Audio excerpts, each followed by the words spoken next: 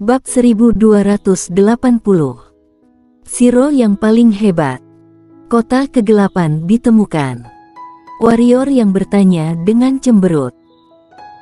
Kenzi kian mengangguk dan berkata, tetapi sebagian besar dari kita telah dievakuasi dari kota, tetapi masih ada beberapa orang yang terperangkap di kota, karena seluruh kota kegelapan telah diblokir oleh keluarga Yuan dan lainnya. Berapa pendekar ketiadaan yang ada? Tanya warrior yang 6. Kenzi kian berkata dengan sungguh-sungguh. 6. Warrior yang terdiam dan sebelum datang ke wilayah rahasia, dia meninggalkan sebuah pupet pendekat ketiadaan di kota kiamat, tentu saja, untuk berjaga-jaga. Sekarang, dia hanya memiliki satu pupet di tubuhnya, ditambah Kenzi kian dan dia, hanya ada 3 pendekar ketiadaan. 3-6, tidak ada peluang untuk menang, karena begitu mereka ada di sana, pendekar 2 aliran dan 5 kota pasti akan berkerumun. Dengan kata lain, jika pergi ke sana, orang tidak dapat menyelamatkanmu, tetapi kamu bahkan bisa masuk ke sana. Warrior yang terdiam, sementara Kenzi kian mengawasinya, menunggu keputusannya. Dengan dia sendiri, tidak ada cara untuk menyelamatkan orang-orang di paviliun ribuan pembunuh. Dengan warrior yang, mungkin ada kemungkinan, tetapi akankah warrior yang mengambil risiko untuk orang-orang di paviliun ribuan pembunuh? Warrior yang terdiam beberapa saat, lalu menatap Kenzi kian dan berkata, di antara 5 kota, kekuatan keluarga Yun adalah yang paling rendah, bukan? Kenzi kian mengangguk. Ayo. Warrior yang menarik valet ke sampingnya dan hanyut. Kemana? Kenzi kian bertanya dengan cepat. Warrior yang tidak menjawab, Kenzi kian ragu-ragu sejenak, lalu mengikuti. Valet, bisakah kamu melawan pendekar itu sekarang? Tanya warrior yang di tengah jalan. Valet berpikir sejenak, lalu berkata, ya, juga tidak bisa. Warrior yang terkekeh dan berkata, mengapa? Valet berkata, pada kenyataannya, seperti kita sekarang, aku bukan tandingan pendekar ketiadaan, tapi jika aku memasuki ruang, bahkan jika aku tidak bisa membunuh pendekar ketiadaan, aku masih bisa bertarung melawan pendekar ketiadaan. Dia tersenyum main-main pada warrior yang, katakan saja, semua teknik ruang tidak valid bagiku, misalnya, jika kamu menggunakan teknik pedang penjelajah angkasa, aku bisa langsung memblokir ruang, menjebakmu di ruang, atau bahkan mengubah struktur ruang sehingga kamu bisa tersesat di celah ruang hampa atau biarkan kamu pergi ke tempat lain. Aku dapat meledakkan ruang, misalnya, sekarang, aku dapat meruntuhkan ruang dalam ribuan mil, tentu saja, itu akan sedikit merepotkan. Ekspresi warrior yang menegang, harus mengatakan bahwa kata-kata valet mengejutkannya. Ubah struktur ruang, ledakkan ruang. Kenzi kian di samping juga dikejutkan oleh valet, dia sangat ingin tahu tentang valet, karena gadis kecil itu yang memaksanya keluar dari ruang sebelumnya. Dia memahami hukum ruang dan dapat dengan sempurna mengintegrasikan dirinya dengan ruang di sekitarnya, tetapi gadis kecil di depannya dapat membuat ruang di sekitarnya mendesaknya keluar. Membuktikan apa? Itu membuktikan bahwa gadis kecil di depannya memiliki banyak pencapaian luar angkasa yang jauh lebih kuat daripada miliknya. Dengan kata lain, pencapaian luar angkasa gadis kecil itu telah sepenuhnya melampaui hukum luar angkasa. Sebenarnya, yang paling kuat adalah Zero. Pada saat ini, Valet tiba-tiba berkata, Zero. Warrior yang menatap Zero di bahu Valet, dan tatapan Kenzi kian juga jatuh pada Zero. Zero mengerjap, lalu dengan lembut mengusap pipi Valet dengan kepalanya. Valet mengangguk, ekspresinya sedikit bermartabat, dan berkata, kami semua mengira dia adalah raja spiritual langit dan bumi biasa, tapi ternyata tidak. Lalu siapa dia? Warrior yang bertanya dengan cepat. Dia juga sangat ingin tahu tentang Shiro. Shiro juga menatap Valet, tapi dia jelas tidak mengerti apa yang Valet bicarakan. Valet menggelengkan kepalanya dan berkata, dia adalah benda spiritual langit dan bumi, tetapi bukan benda spiritual langit dan bumi biasa. Bagaimanapun juga, aku tidak tahu apa dia, tetapi intuisiku memberitahu bahwa dia sangat kuat, terutama setelah dia menyerap banyak energi spiritual. Kamu juga pasti merasakannya, dia telah sedikit berubah sekarang. Warrior yang mengangguk, Shiro mengikutinya, menyerap sejumlah energi spiritual yang tidak diketahui di sepanjang jalan, dan setelah Shiro menyerap begitu banyak energi spiritual, dia juga merasa bahwa Shiro telah berubah, tetapi dia tidak tahu persis di mana perubahan itu. Tanya Shiro, Shiro kurang jelas dari dia. Menarik kembali pikirannya, warrior yang dengan ringan menyentuh kepala Shiro dan berkata dengan lembut, tidak peduli siapa kamu, kami akan selalu melindungimu. Shiro berkedip, lalu terbang ke bahu warrior yang dan mencium pipi warrior yang, seolah memikirkan sesuatu, dia menoleh dan melirik macan tutul ungu. Dia ingat, macan tutul ungu tidak akan membiarkannya mencium warrior yang. Warrior yang juga memandang macan tutul ungu. Macan tutul ungu tersipu, dan berkata, dia hanya seorang anak, berciuman bukan apa-apa. Dia sekarang telah memposisikan dirinya sebagai orang dewasa, dan Shiro adalah seorang anak di matanya. Seorang anak mencium warrior yang. Sebagai orang dewasa, bagaimana dia bisa cemburu pada seorang anak? Mendengar kata-kata macan tutul ungu, wajah kecil Shiro tiba-tiba menunjukkan senyum cerah, lalu dia terbang ke bahu macan tutul ungu dan mencium macan tutul ungu. Macan tutul ungu tertawa kecil, lalu mengusap kepala Shiro dengan sedikit kasih sayang di matanya. Melihat Valet dan Shiro, senyum muncul di mulut warrior yang, inilah yang ingin dia lindungi, bahkan dalam kematian. Selain itu, Kenzi kian melirik warrior yang, Valet, dan Shiro, diam, tidak tahu sedang berpikir apa. Keluarga Yun.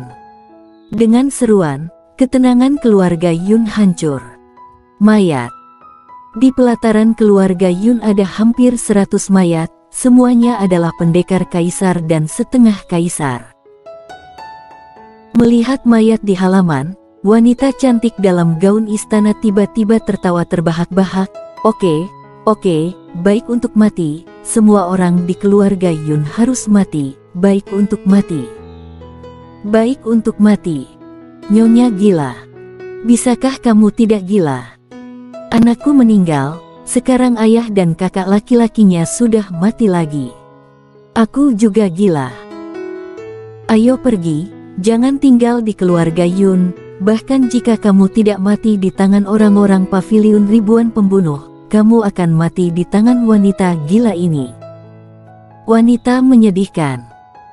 Dalam kegelapan, Kenzi kian menggelengkan kepalanya dan berkata, menyedihkan. Warrior yang mencibir dan berkata, ya, aku membunuh putranya pada awalnya, dan Halfa dinodai putranya, kemudian dia tidak lagi menyedihkan. Kenzi kian, apa kamu benar-benar seorang pembunuh? Kenzi kian terdiam. Warrior yang menambahkan, orang menyedihkan pasti memiliki sesuatu untuk dibenci. Jika melihat penampilan Ibu Halfa Yun, kamu akan tahu bahwa dia tidak menyedihkan sama sekali. Setelah selesai berbicara, warrior yang memandang Kenzi kian dan berkata, biarkan semua pembunuh di luar datang kepadaku. Setelah berbicara, dia berbalik dan pergi. Kenzi kian mendengus dingin dan berkata, aku hanya bicara saja, untuk apa begitu ketus?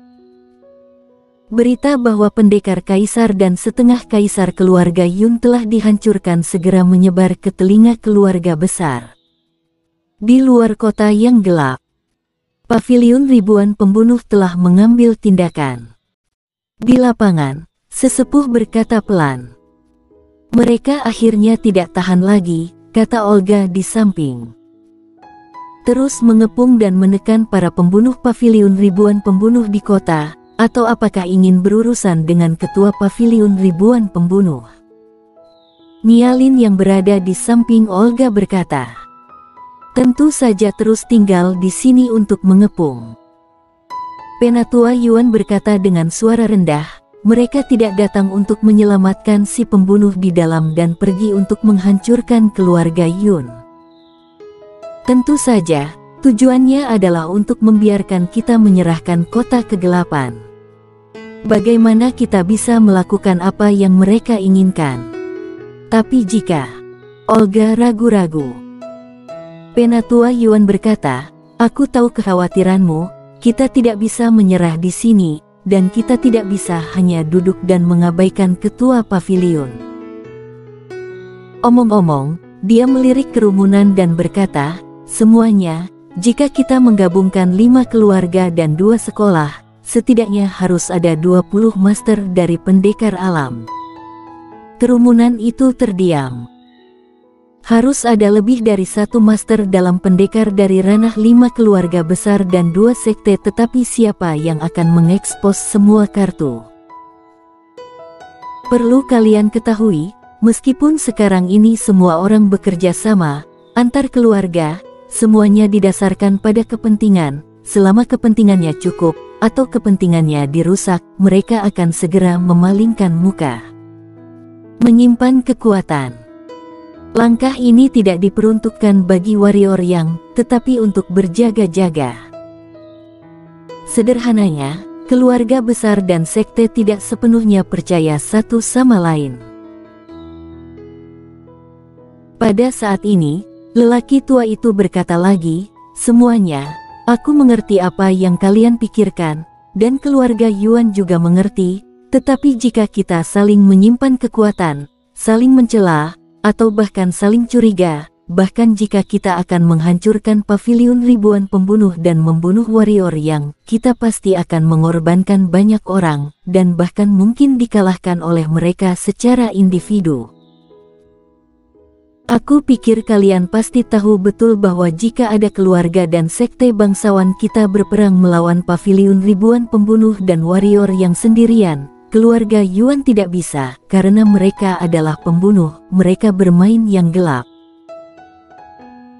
Setelah hening sejenak, Olga di samping mengangguk dan berkata, apa yang dikatakan tetua itu sangat benar. Jika kita membubarkan master yang kuat, kita akan dikalahkan oleh mereka satu persatu, tidak peduli itu ketua paviliun atau warrior yang, tidak ada 2 atau 3 pendekar yang bisa dihadapi. Semuanya, jika kita tidak ingin membayar lebih, maka kita tidak dapat mempertahankan kekuatan kita, kita harus habis-habisan, membunuh mereka sekaligus. Setelah lama terdiam, seorang lelaki tua berdiri dan berkata, aku setuju. Aku juga setuju. Aku. Segera, semua orang di lapangan setuju. Semua orang tidak bodoh. Tentu saja mereka tahu bahwa apa yang dikatakan para tetua dan Olga itu benar.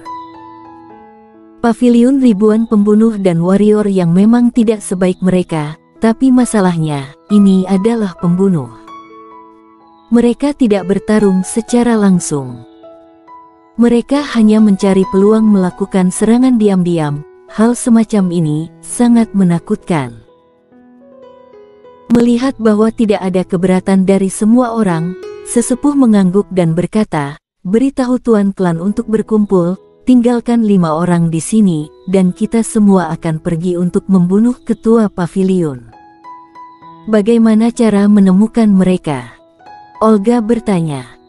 Mereka pasti akan terus menembak. Tetua Yuan berkata dengan suara rendah, beritahu keluarga kalian dan biarkan mereka berhati-hati. Selama menemukan seseorang di paviliun ribuan pembunuh, segera memberitahu kami melalui transmisi suara. Dengan kekuatan kami, dengan segenap kekuatan, kita akan bisa mengejar paling banyak dalam beberapa napas. Semua orang mengangguk, kemudian mereka semua kembali ke keluarga mereka. Kemana kita akan pergi nanti? Kenzi kian bertanya di langit. Keluarga Yuan, kata warrior Yang. Keluarga Yuan pasti masih memiliki pendekar ketiadaan. Kenzi kian berkata dengan sungguh-sungguh, pendekar ketiadaan, bahkan jika kita membunuh mereka dengan satu pukulan, mereka juga dapat memancarkan jimat transmisi suara. Pendekar ketiadaan menemukan kami, mereka akan datang dengan segera, dan setelah kami terjebak, kita. Aku ingin mereka datang. Warrior yang berkata dengan suara rendah. Kenzi kian bersambung.